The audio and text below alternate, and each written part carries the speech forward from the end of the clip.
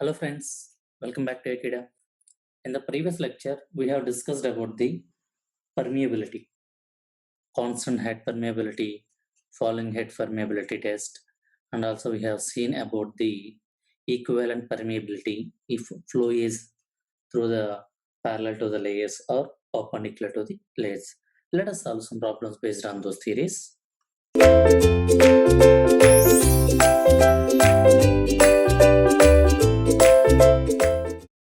Okay, let's understand the given question. In a falling head permeability test, the initial in the falling head permeability test, the initial head of 1 meter dropped to 0.35 meters in 3 hours. Okay. Okay. And in the given question itself, they have mentioned that it is a falling head test. And what they are saying, initially, if it is of head 1 meter, it is dropped to 0.35 meters in how much time?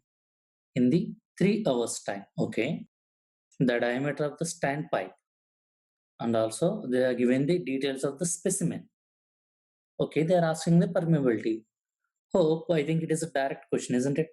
What is the formula for finding permeability for the falling head test? K, that will be equal to A into L divided by capital A into T. Here I am writing ln. Ln means log with respect to E. Ln of H1 divided by H2. So what does mean by A? Small a. Small a is nothing but the area of the standpipe. So here he said that it is a diameter. So what about the area? Area I can write it down as a pi by 4 into phi square. So that will be equal to pi by 4 into phi square. So here I am taking dimensions in mm. So let me continue with that. L is nothing but a length of the soil specimen. What is the length of the soil specimen? 200 mm. This also I am taking in mm divided by capital A. Capital A is nothing but a cross-sectional area of the soil specimen. Soil specimen is having 100 mm diameter. Then whatever the area, again the same thing, pi by 4 into, here also I am taking mm, 100 square. Into what is the time? Time required or for falling head from 1 to 0.35. How much it will be? Here the time is given as 3 hours. And if you see the options we are getting in seconds. So the time is nothing but a 3 hours. Then how can I convert into seconds? If I convert this into minutes, 3 into 60 minutes. Again, if I convert into seconds, 3 into 60 into 60 seconds. So what about the time here? The time is nothing but 3 into 60 converting into minutes into 60 converting into seconds. ln, so I am writing a log with respect to E or ln. What is H1? 1 divided by H2 is nothing but a 0.35.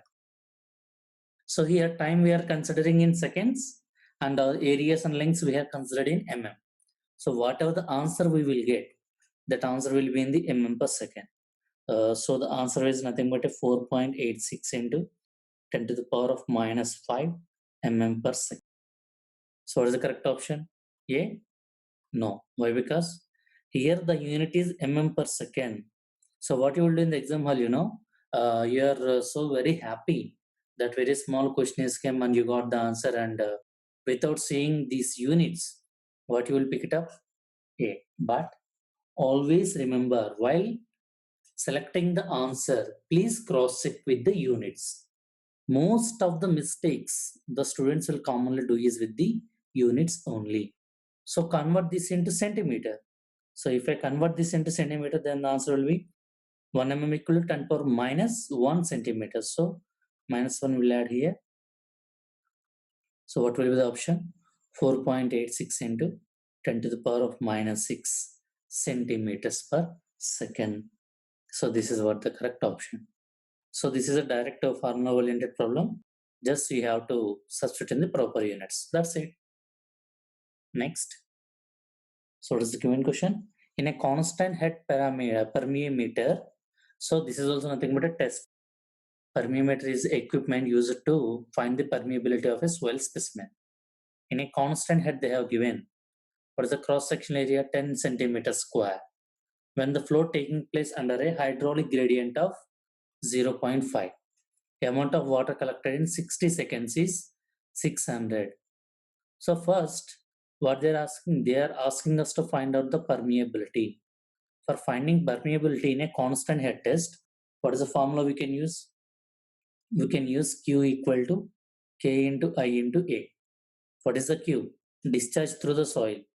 So here, amount of water collected. So what about the discharge then? Q equal to what is the volume of water collected? 600 cc, 600 centimeter cube. In how many seconds? 60 seconds. So if I solve this, how much I'll get? 10 centimeter cube per second, right? So here I'm taking 10. That will be equal to K into whatever the I value. Hydraulic gradient, it is directly given 0.5 into A is nothing but a cross section area. How much it is given? 10 centimeters square. If you see the units here, directly they are given every unit in centimeters and second. So there is no need to conversion here. So then plus what is the K value? 2, 10 by 5, 2. So K value is nothing but a 2 centimeters per second. So these are nothing but a just formula oriented questions, isn't it? And see the next question. Water is flowing through the permeability apparatus as shown in the figure. Okay, there is some flow arrangement here. The coefficient of permeability of the soil is K. Okay, permeability is given. Porosity also given. What they're asking? They're asking us to find the discharge velocity. So what about the discharge velocity? So before finding the discharge velocity and seepage velocity, see, are these heads remains constant or are they changing? It seems like they are constant, right?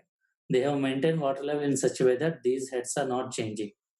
Otherwise, they should give some virtual diagram here such that their water levels are decreasing and increasing. Then only we can understand that is a variable head. As nothing is mentioned, so it is a constant head test. How we will find the discharge then? Discharge is nothing but a Q equal to K into I into A. But here, they are not interested in the discharge. They are interested in the velocities. So how can I find the velocity? Is nothing but a K into I. So this is what nothing but your discharge velocity. Permeability itself is given K. Then what about the I value?